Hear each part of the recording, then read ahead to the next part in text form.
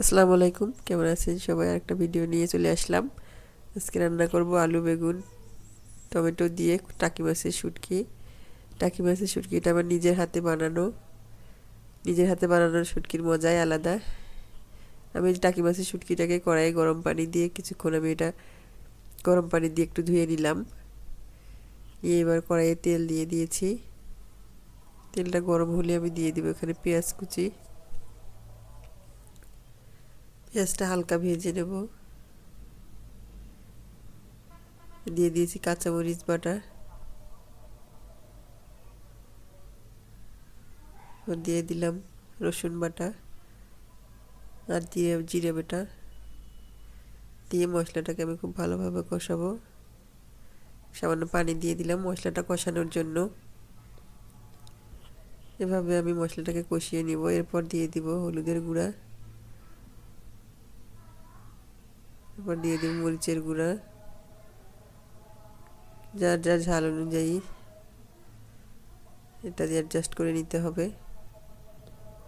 দিয়ে আমি মশলাটা খুব ভালোভাবে কষিয়ে নিয়েছি। মশলাটা দেখেন তেল ছেড়ে দিয়েছে। এ পর্যায়ে আমি এখানে টাকি মাছের শুটকিটা দিয়ে দিব। আমি কিন্তু লবণও দিয়ে দিয়েছি, হয়তোবা ভিডিওটা স্কিপ হয়ে গেছে। টাকি মাছের শুটকিটা দিয়ে আমি কিছুক্ষণ এটা কষিয়ে নিব ভালোভাবে মশলার সাথে। এরপর আমার ওটা কষানো শেষ, দিয়ে দিলাম কেটে রাখা আলু বেগুন, দিয়ে আমি এটা ভালোভাবে কষিয়ে নিব। এই শুটকিটা খেতে যে এত মজা লাগে, নিজের হাতে বানানো, এই জন্য। আর আলু বেগুন দিয়ে রান্না করলে অনেক টেস্ট হয়। আবারও ঢাকনা খুলে আমি এটা ভালোভাবে কষিয়ে নিব।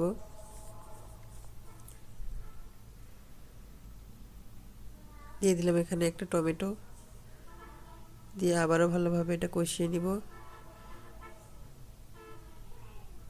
আমি একটু ঢাকনা দিয়ে আবারও কষিয়ে নিব ভালোভাবে। তরকারিটা কষালে ভালো লাগে, স্বাদ বেশি হয়।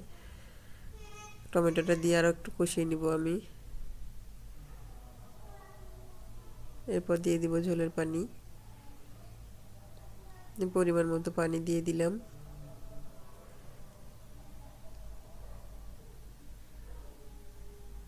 দিয়ে এটা আমি ঢাকনা দিয়ে ঢেকে দেব।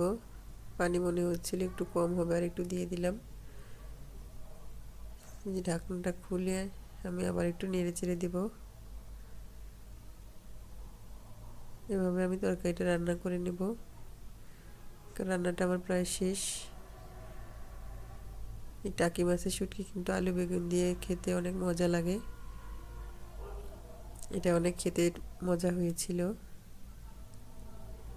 দেখেন কত সুন্দর লাগছে। আপনারাও ট্রাই করবেন।